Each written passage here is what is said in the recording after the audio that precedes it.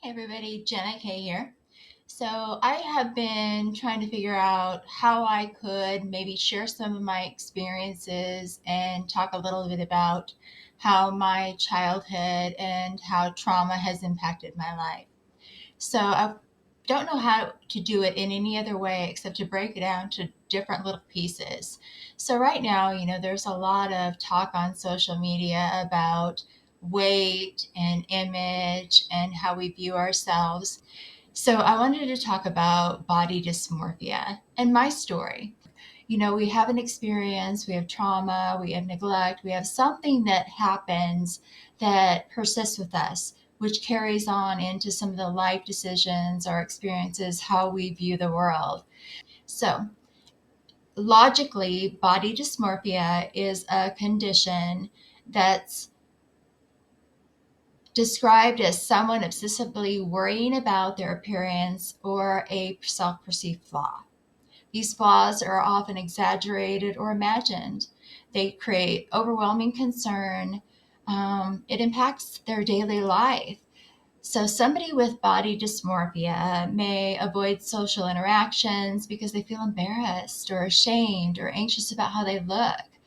Researchers estimate up to 4% of folks in the US experience body dysmorphia disorder.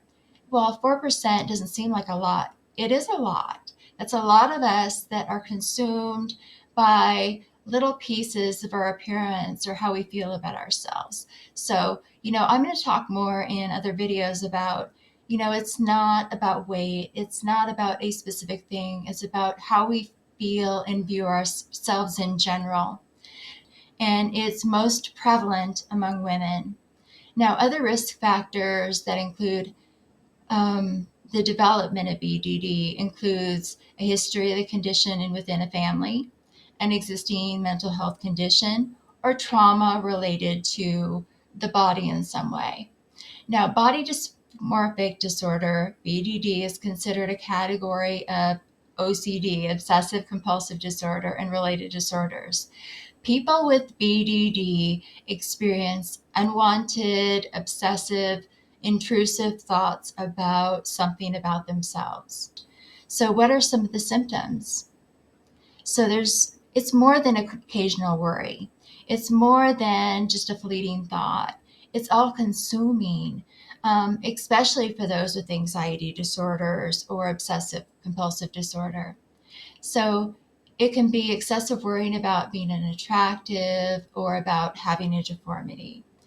It's a belief that people don't like you or mock you because of your flaws.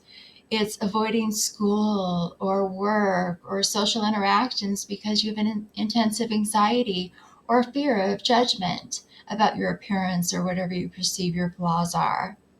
Now, what causes it? That's a very good question. So, people typically develop body dysmorphia during early periods of development, which is already a period of intense body changes, right? Remember growing up, we all were self-conscious. Our hormones were out of whack. We thought everybody was looking at us. We were so uncomfortable trying to find our own way.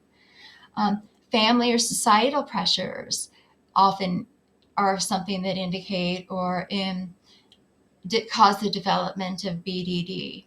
Um, it also is sometimes because we have mental health conditions. So, brain structure, brain chemicals either being unstable or out of whack, often create a conflict or instability with how we perceive the world or perceive ourselves. So sometimes we wrongly interpret what our body looks like. People with this condition may also have low serotonin levels in the brain. Sometimes it's a genetic condition. People with parents or siblings with BDD, anxiety disorders, or OCD sometimes pass those traits on genetically. Sometimes we have that predisposition to develop those conditions. That doesn't mean you will, it just means that you might. So often, this is a big factor, right? Negative childhood experiences or trauma. People who experience teasing or bullying or who feel uncomfortable with their appearance as children often develop BDD. Child abuse and neglect, those adverse childhood experiences, which I'm going to talk more about throughout this series of videos, are also associated with the condition.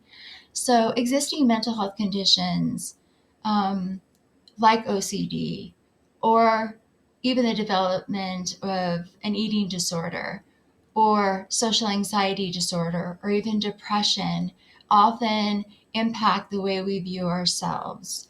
So it's not always about what other people see in us, it's often purely, mainly about how we see ourselves.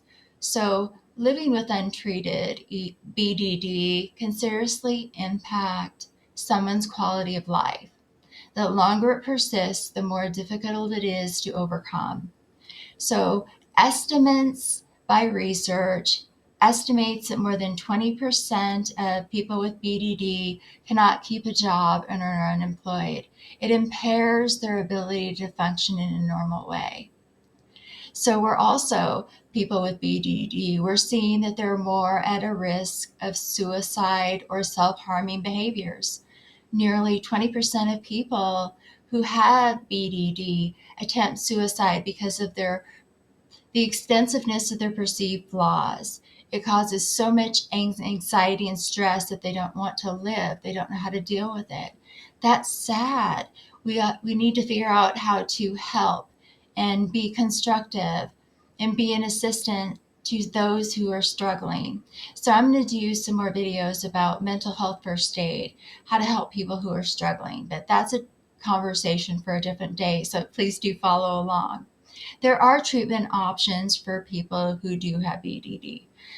Cognitive behavioral therapy, the reframing, the way you react to different things is a great modality. It's also important that we do develop healthy coping mechanisms, to help develop tools in our toolbox to utilize when things get rough. And it's also facing the negative self-talk, to actually see reality instead of the false reality that sometimes that we see within ourselves. So you can't predict everything. Some things, like within trauma, sometimes that you think you have things under control, and then they pop up into our lives unexpectedly. So I want to share a little bit about my story. Okay, because it is something that I think may be relatable. If not, it may not apply to everyone. Everybody's story is a little bit different. So, body dysmorphia in me, I don't see what other people see. I see what I feel I am. So, I have been able to see where I am and maybe map back to see how this condition developed within me, to help me prevent and maybe deal with it as these triggers, as these situations pop up. So my story is my own. It may not look exactly like everyone else's. You may see things that relate to you, or it may not. So I'm going to share it as me, because if I don't share it, if I come across as being fully knowledgeable and don't show how I've experienced it, sometimes the most educated people in the world don't really have personal experience and true insight. Reading about these things in a book doesn't make it real. You can be incredibly educated, have very little common sense and understanding. So I'm going to describe my life in a nutshell, and I'll talk about the specific facets in these modules that I'm going to create. So, for example, I have severe depression. Okay, I struggle with intense sadness, self-doubt. I have trouble doing daily activities I know I like. I have apathy. I don't find joy in a lot of the things that I used to. I feel stuck. I can't focus. I can't work. I'm highly educated. I've done a lot of wonderful things. I have great accomplishments. Right now, I cannot do that. I can't work through these things right now. I'm hoping to, but right now I'm stuck. And I also, like with some other folks who experience depression, I don't always take good care of myself. I try. I try to get up and, take a shower, do my hair, put on makeup, get dressed. Sometimes it's a daily struggle just to get myself out of bed, drink water, eat, wash my face, do the basic things. Sometimes it is debilitating, and that's just one piece. A lot of us don't just have one thing that we're stuck in. A lot of times there are a lot of things that contribute.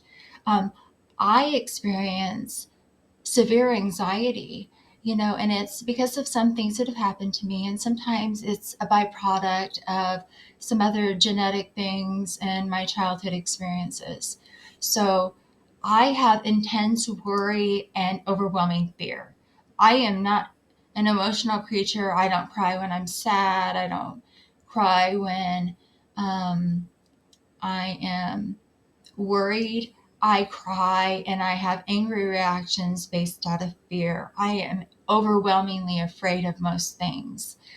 This gets in the way of me doing pretty much everything in life. I worry about social interactions. I avoid them altogether. You would know this to look at me. You wouldn't know this. Most of my friends would know because of the things that I've done in my past. I have masked most of these things and had things under control by avoiding them. I have severe agoraphobia, and I have not left my house. And this is an honest thing that really I'm somewhat ashamed of, but it is real. I can't even tell you the last time I left my house. I just don't. I don't go outside. I don't want to be seen, which is kind of ironic. I'm more comfortable being on camera sharing my story than talking to people in person. People don't come in my house. They know. They just don't. They know that it's going to take an act of God, literally, to let people within inside my house. It's a safety mechanism. It keeps me safe. It's to protect myself and to avoid harm. So I literally don't go outside. Um, I sustain life on what Amazon can deliver to my door. So I don't go buy groceries. I rely on what they can deliver. So, I don't get, basic, fresh produce. I live on what things come in a can that I can put in my pantry and cook as needed. So that's a crazy thing, and I know it's illogical, but it's how I sustain life because I have an immense fear of going out in public. It's ridiculous. I know, my logical mind, but that's how I feel. So I get stuck so much sometimes in trying to prepare and prevent any outcome of any decision that I'm faced with making in order to avoid risk and prevent harm that oftentimes I get in my own way of doing things that I know I would enjoy. So I miss out. I miss out, and then I feel bad because I've missed out. But my fear overrides my logic. I also have OCD, and that's part of BDD. So I become overwhelmed with fixing things that are unfixable or that are needing to be fixed. And I'm also preoccupied with maintaining control over the things that I believe that I can. An example, and I'm upset and it gets me fired up, but it's something that's beyond my control that I'm fixated on because of OCD. So here it is. I live in a town, small town, where we have electrical issues. They are operating on either low voltage or high voltage that runs into my home. I can see it. I know where it's coming from. They've lied about it. But what it had done was when they flipped off the power or when the power surges, it has brought an immense surge into my home in a way that it's fried all of my appliances, it's damaged electronics, it has caused immense trouble and expense within my home. I don't have a lot of money, so I can't fix it. I have troubleshot. I've tried to fix things. I've Googled things. I spent hours. I have not slept well because I wanted these things to work. They should work. I have reached out to the local authorities. At first, they said, yes, there is a problem. Then they lied and denied there was a problem. And now they know there's a problem, but there's no fix in it. But I can't get these things out of my mind. They're intrusive thoughts. I can't fix the damage. I'm reliant upon others. And at this point, they're unwilling. But I can't get those thoughts out of my mind. I'm so fixated on it. No matter what I do, no matter how I try to divert that focus, I can't. And that's the same thing when you have BDD. You focus on your appearance, or you focus on a facet of yourself that you can't get out of your mind because it is so debilitating, so intrusive, that your focus is on that. So that is often a manifestation of anxiety, of depression, and um, the inability to rationalize when you know things are illogical. So, one of the things that happens when you're young and you don't know what to do with some of those negative childhood experiences, you develop certain traits. So, I'm going to be honest about this, and I want to explain about it because I think there's some misconception of why we sometimes develop these things. I developed an ED when I was 13. Now, it's taken me a long time to be able to look in the mirror and see what everyone else sees. I saw and sometimes see in the mirror how I feel about myself. So it was not about weight. It was about using food and eating habits as a distraction against everything else that was going on in my life. So, fortunately, there are ways to manage life and live with body dysmorphia. It's something that I'll need to focus on for the rest of my life. However, there are ways. There are a lot of treatment modalities. There are a lot of ways that I can take care of myself and practice good self care. And that's something that I've really, really been working on. And I think that it's a possibility for everyone to do, and everybody should do in general, to stay safe, stay healthy. To take care of ourselves, especially in these stressful times. So, taking care of your stress levels, figuring out how to manage stress, practicing mindfulness. I'll talk some more about what mindfulness is and some key elements of it because it really does help. Having a good, strong support network, challenging negative thoughts and self talk, and basing your thoughts on reality. Once you gain a self awareness, once you gain insight, there really are ways to manage it. It won't always be something that's easy to deal with, and it won't always be something that you can manage. But prevention and awareness are the first steps in overcoming some of these difficult things. So, BDD is not based on my weight. It's not based on my size. It's not based on my appearance. It's how I feel about myself. You know, my childhood was not easy, and a lot of my adult decisions, how I interact with others, some of it is explainable, and it's helped me by understanding those things so I know how to change, explain, and use maybe my experiences as maybe some way to show and make it relatable to someone else. So you're not alone, you're not broken. We all share these experiences, maybe in not the exact same way, but there are struggles in and of themselves. So stay tuned. Um, Share your experiences. Please do like, please do subscribe.